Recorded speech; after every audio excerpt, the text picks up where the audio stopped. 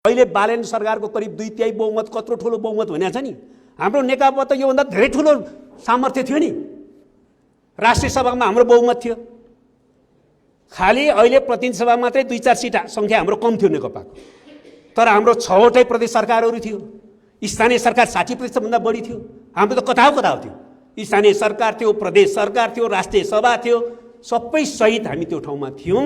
र हामीले ऐतिहासिक राजनीतिक परिवर्तन पछाडि नेपाली समाजको आवश्यकता र नेपाली जनताको अपेक्षा अनुसार सामाजिक आर्थिक रूपान्तरको प्रक्रियालाई तीव्रता प्रदान गरेर गुणात्मक फर्कमा पुर्याउन र समाजवाद उन्मुख समृद्धि गरेर समाजवादको आधार तयार पार्ने काम गर्नु पर्थ्यो। त्यही हामी चुक्यौं नि त। यो त यथार्थ हो। हामीले केही पनि गरेनौं कुरो त्यस्तो होइन। हिजो 46 साल पछाडि अघि कमरेड शङ्कर पोखरेलले भन्नुभयो जस्तो मात्रै कुरा गर्ने र 62-63 पछिको परिवर्तनको कुराकानी गर्ने हो भने थुप्रै सकारात्मक उपलब्धिहरू भएका छन्, त्यो नभएको होइन। तर एउटा कम्युनिस्ट शक्ति, एउटा वामपन्थी शक्तिहरू जो नेपालको समाजमा करिब 2/3 बाहुल्यतामा छ र जनताले पनि करिब 2/3 को सरकार बनाउन संविधान निर्माण पछाडि हामीलाई जनादेश दिएका थिए। शान्ति प्रक्रिया पछाडि होस् वा संविधान निर्माण पछि होस्, हामीले जुन अवसर दिए त्यो अवसरको सदुपयोग हामीले गर्न सकिसकेन भन्दाखेरि त्यो अवसरको सदुपयोग गर्ने काम हामीले ठिक ढङ्गले गर्न सकेनौं। यो कटु यथार्थ हो। हामीले सामाजिक आर्थिक रूपान्तरणको कामलाई तीव्रतापूर्वक अगाडि बढाउनु पर्थ्यो र त्यसलाई समाजवाद उन्मुख दिशा दिन सक्नु पर्थ्यो। समस्या के भयो भने तितो सत्य, हामी त सबै फेरि छलफल गरेर बहस गरेर अगाडि त जानै छ। तर तितो सत्य के हो भने हामीले त्यो काम किन गर्न सकेनौं भने हाम्रो वैचारिक सांस्कृतिक स्खलनको प्रक्रिया अगाडि बढ्यो। शान्ति प्रक्रियामा आउन साथ र सरकारमा यो हामी चाहिँ जुन प्रकारले अगाडि बढ्यौं, एउटा क्रान्तिकारी वामपन्थी शक्तिहरूले यो कार्यदिशा अन्तर्गत पनि आफ्नो पार्टीलाई क्रान्तिकारी चरित्रयुक्त वामपन्थी पार्टी कसरी बनाइरहने, सरकारले चाहिँ कसरी अहिलेको शक्ति सन्तुलनमा वामपन्थी पार्टीको सरकारले कसरी समाजवाद उन्मुख समृद्धिको दिशातिर समाजलाई अगाडि बढाउने भन्ने बारेमा एजेन्डा बनाएर गम्भीर छलफल गरेर त्यो अनुसार काम गर्ने कामै हामीले गरेनौं। यो कटु यथार्थ। जब हामीले संविधान जारी गरिसकेपछि चुनावमा पछि सरकार बनाउने स्थिति आयो, सरकार बनाउन अलिक ढिलो हुने भयो 1.5 महिना। मैले कमरेडहरूलाई प्रस्ताव राखेँ, यो कति अलिकति समय पनि छ। हामीले चाहिँ यो कम्युनिस्ट पार्टीको सरकार बन्ने भएपछि संविधान जारी गरेपछि पहिलो सरकार बन्दैछ। हाम्रो कार्यभार चाहिँ समाजवाद उन्मुख समृद्धिको कार्यभार छ। भनेपछि वामपन्थी सरकारले के गर्ने त? 3-4 कुरा हेरेर, हाम्रो रणनीतिक लक्ष्य समाजवादलाई हेरेर, अहिलेको हाम्रो मूल कार्यनीति समाजवाद उन्मुख समृद्धि, नेपालमा समाजवाद उन्मुख समृद्धि भनेको के हो, त्यसको विकासको ढाँचा तयार गरौँ। वैकल्पिक कार्यक्रमहरू विभिन्न क्षेत्रमा के हो, शिक्षामा के गर्न सकिन्छ, स्वास्थ्यमा के गर्न सकिन्छ, श्रममा के गर्न सकिन्छ, परराष्ट्रमा के गर्न सकिन्छ, के गर्नुपर्छ, वैकल्पिक कार्यक्रम तयार गरौँ।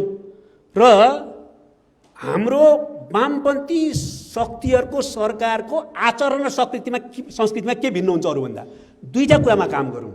एउटा, वामपन्थी शक्तिहरूले देश र जनताको पक्षमा समाजवाद उन्मुख भएर काम गर्ने भने के हो, कार्यक्रमगत हिसाबले, नीतिका हिसाबले।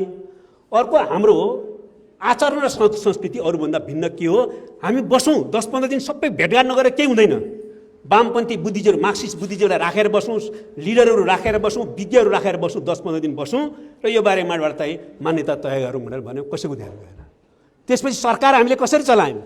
यथार्थ के हो भने प्रधानमन्त्री वा मन्त्रीहरूले मूलभूत रूपमा है जजले जे सही ठान्छन् त्यही गर्ने काम।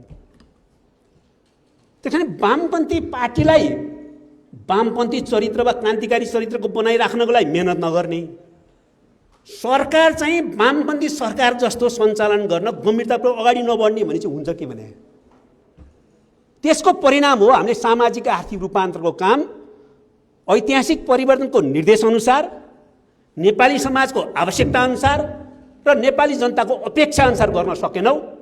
त्यसको परिणाम के भयो भने जनतामा एक प्रकारको निराशा, असन्तुष्टि र आक्रोश पैदा भयो। त्यो वस्तुगत आधारको पृष्ठभूमिमा टेकेर साम्राज्यवादी शक्ति, बाह्य शक्ति, भूराजनीतिक खेल भयो र सामाजिक सञ्जालको एल्गोरिथमिक म्यानिपुलेसनको को सहित देशमा यो परिस्थिति तयार भयो। अब यो सन्दर्भमा त्यसैले हामीले चाहिँ अब के गर्ने भन्ने सन्दर्भमा चाहिँ हाम्रो आजको तात्कालिक सङ्कटलाई पनि ध्यान दिनु पर्यो। अगाडि यो परिस्थितिमा अहिलेको रासपाको सरकार जसरी गइराखेको छ यसले हेर्दाखेरि 3-4 काम हामीले प्रष्ट देख्ने गरी नकारात्मक दिशातिर लगिराखेको छ।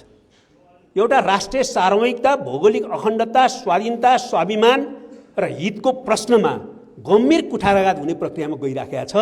हामीले प्रष्ट देखिराखेका छौँ कि नेपालले धेरै ठाउँमा भारतको जमिन मिचेको छ भनेर संसदबाट बोल्ने र रासपा पार्टी र का नेता र सांसदहरू चाहिँ थप्पडी मार्ने समर्थन गरेर र अहिले चाहिँ कहाँ नेपालले भारतको भूमि मिच्या छ होला भनेर त्यो पुष्टि गर्न खोज्दै हिँड्ने। यो नेपालमा कहिले कल्पना गरिरहेको थियो हामीले? नेपालको राजनीतिमा, नेपालको राष्ट्रिय स्वाधीनताको इतिहासमा यो ढङ्गले समाजलाई खण्डित र विभाजित गर्ने काम कहिले भएको थिएन। यस्तो खतरनाक स्थिति सिर्जना भइराखेको छ। संविधान र लोकतन्त्रको प्रश्नमा कुराकानी गर्नुहुन्छ भने यो संविधानले कमसेकम लागू भए पनि नभए पनि संविधानले राज्यलाई समाजवाद उन्मुख भनेको छ र अर्थतन्त्रलाई समाजवाद उन्मुख भनेको छ। सरकारले एउटा डकुमेन्टमा संविधानप्रति, समाजवाद उन्मुख राज्यप्रति, समाजवाद उन्मुख अर्थतन्त्रप्रति प्रतिबद्धता देखाए छैन। त्यसको उल्टो चाहिँ कार्यक्रम लिएर गइराखेको छ। त्यसपछि संविधान संशोधनको कुरा गरिराखेको छ। संविधान संशोधनको कुराकानी गर्दाखेरि एकदम गैरजिम्मेवार ढङ्गले संविधान संशोधनको प्रक्रिया अगाडि बढाउन खोजिँदैछ हैन। हामीले संविधानको मूल अन्तर्वस्तुलाई चिरहरण हुन नदिकन, त्यसलाई अपहरण हुन नदिकन संविधानको र लोकतन्त्रको रक्षालाई मुख्य बनाएर त्यसपछि आवश्यकता अनुसार संविधान संशोधनको प्रक्रियामा जान हामी तयार छौँ। तर संविधान संशोधनको नाममा संविधानको हत्या र लोकतन्त्रको हत्या गर्न दिनुहुने भएको छैन। त्यसको विरुद्ध हामी उठ्नुपर्ने छ। त्यसै गरी अहिले तपाईँको वाक प्रकाशन स्वतन्त्रता, सङ्गठन स्वतन्त्रता हेर्नुहोस्, विद्यार्थी सङ्गठनमा प्रतिबन्धको कुरा, ट्रेड युनियनमा प्रतिबन्धको कुरा छ।